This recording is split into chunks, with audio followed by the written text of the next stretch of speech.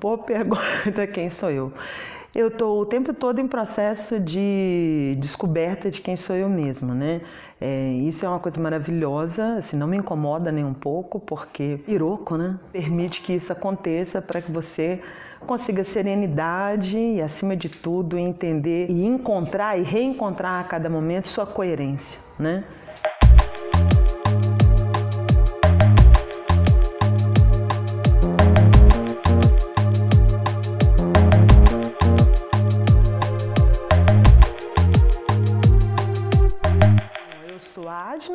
Sou uma professora universitária.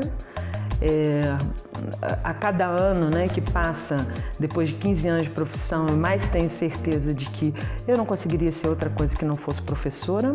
É o lugar que eu me sinto mais à vontade, é a sala de aula, né?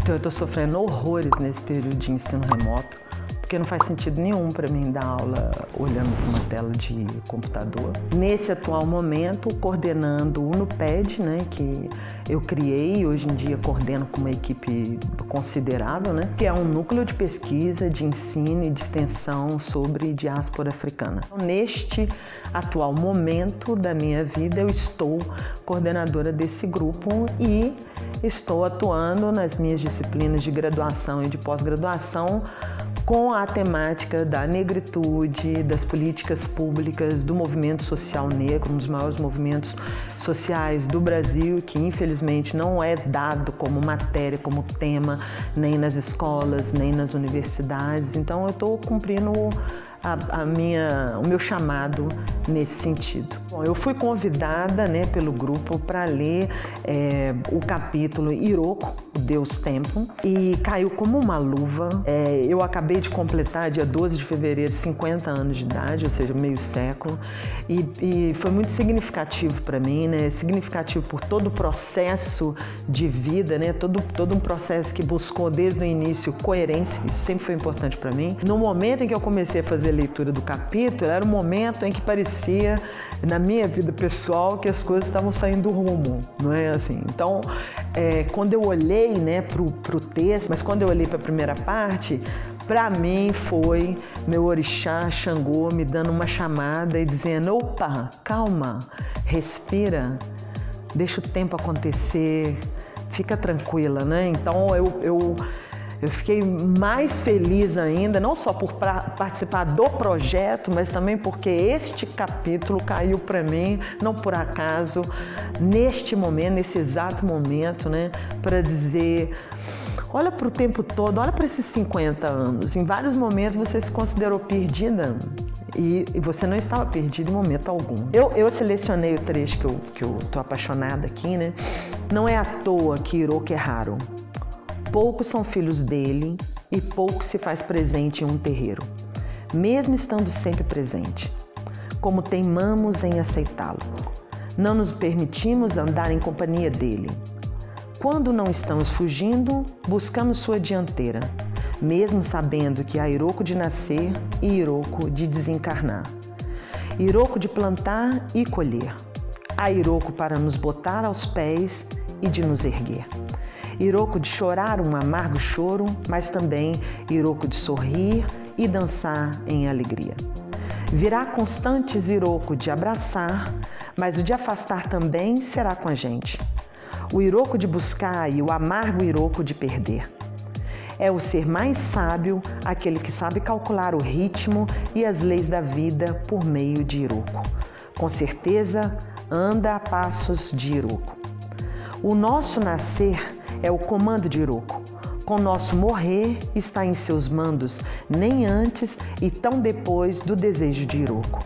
O ser mais feliz é aquele que sabe ver Iroko passar e ser grato por tudo que lhe proporcionou. Essa mensagem, ela é aí eu estruturalmente eu achei encantador é o seguinte: ele começa com uma prosa poética e que cumpre muito bem a função da poesia, porque começando assim, ela te provoca, ela te chama, mesmo que o título tá lá dizendo Deus Tempo. Quando você começa a ler essas frases, são frases curtas, né? bem na característica mesmo de uma prosa poética, você fica assim, não, mas espera aí, o que é Iroko, né? Como o tempo, o que o Iroko faz, não é? E aí depois, no segundo momento, você já vem com uma história, essa história, ela também é um fragmento de história, seguido de um outro fragmento de história, sem início, sem fim, mas ele todos os 3 momentos estão conectados, né? Então todos eles são fragmentos de tempo, fragmentos de vida, conectados com essa presença, com essa certeza que é a ancestralidade, que é a necessidade da conexão, que é a necessidade de se entender como parte de um todo maior, não é?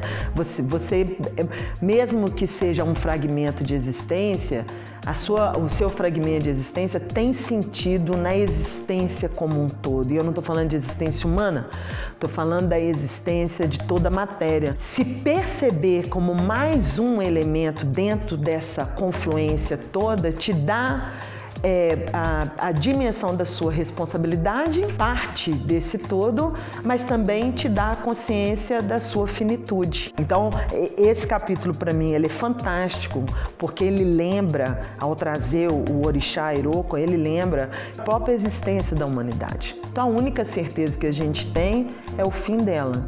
Mas a gente vive com a certa sensação de que esse fim nunca vai chegar, ele nunca vai acontecer. Isso dá pra gente uma potência, né? Uma sensação, uma falsa sensação de controle, de organização, de previsão, não é? E aí quando você toma uma rasteira da vida, você diz, opa, cadê a minha potência? Cadê o meu poder de controle? Cadê a minha capacidade de organizar cada detalhe? E aí, Iroko te lembra que você é um objeto do tempo, você está nele, você é marcado por ele, a sua história dentro da trajetória da existência, né? A trajetória da humanidade não é nada, né? Então é poeira de estrela, é um tempo minúsculo, né? Então aí você diz, opa, menos, né? Bem menos. Então eu adorei Iroko, o Deus do Tempo, adorei a oportunidade de ler, adorei a escrita, muito bem escrito. Ver alunos, né, ex-alunos, né, ex-estudantes, né, porque os próprios alunos não gostam de ser chamados de alunos, ex-estudantes, né, e atuais professores, pesquisadores, intelectuais, seguindo essa trajetória, não é? Quer dizer, eles pautaram isso com as suas presenças e seguem na coerência deles, fazendo as atividades, produzindo livros, produzindo arte, concorrendo a editais e tal. Então, eu olho para esses projetos e fico assim admirada, fico encantada e fico mais motivada para seguir na minha própria trajetória, né? Na minha trajetória pessoal. As religiões de matriz africana, que é a base, não é? de uma existência de todos os brasileiros, porque se inspiram, por exemplo, e aceitam facilmente a mitologia grega, não é? Adoram citar Zeus, Cronos, Deus do tempo, não é? E, no entanto, onde foi que a cultura greco-latina bebeu? Quando foi que a cultura greco-latina se transformou no império que nós herdamos para fazer a nossa civilização, não é?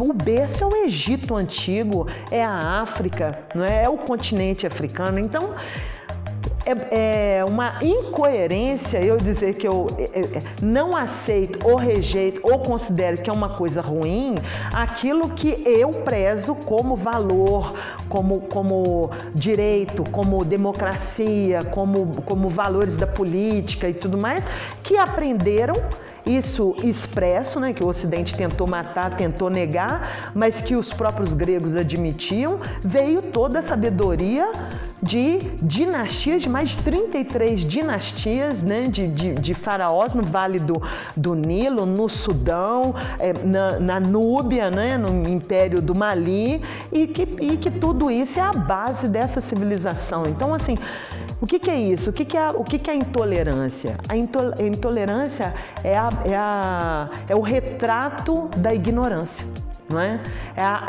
É o retrato da falta de compreensão de si mesmo nessa existência. Então, eu acho que a literatura tem um papel fundamental, assim como toda a arte, como toda arte, porque ela comunica sem dizer tudo, porque ela permite que o sujeito complete o sentido por ele mesmo, reconheça inclusive a sua arrogância dentro do processo de uma forma bem doce, né? Bem maravilhosa, né? Então a arte dá um tapa na cara, mas dá um tapa na cara como se fosse uma alisada, né? De luva de pelica. Quando eu recebi o capítulo, né? Eu não li imediatamente, né? Por conta dessa loucura que é a minha vida com tanta coisa. Eu deixei para ler esse livro semana passada, comecei a ler o capítulo e tudo, e entendi, falei, tá, ok, dá para falar sobre esse e tudo. E hoje, quando eu li ele de manhã, foi uma epifania, entendeu? Ele veio, tipo assim, como se tivesse sido a primeira vez que eu estava lendo, entendeu? Ele chegou e disse assim, menos, tá? Deixa Hiroko agindo e tal, né? Então, aceite o tempo, entenda o tempo, perceba que tudo tem um início e tem fim, inclusive você mesma, né? Então, eu diria para as pessoas que vão ler com essa riqueza, né? Porque são vários textos, né? Tem desde textos de prosa efetivamente, né, com diálogos e tudo mais, até textos como esse, que é uma prosa poética e tal, mais na ordem da poesia, né, mais na ordem do dizer muito sem dizer nada, né, assim, ele diz pouco e vai com o dedo na ferida. Então, o que eu diria para todos os leitores, né, se inspirem na provocação, né, caixa presa, sereia presa na caixa d'água, né, então o título do livro já é provocador, os títulos dos capítulos são provocadores, né? E os textos são provocadores. Então, se lance, né? Eu diria isso, se lance. Leia, conheça.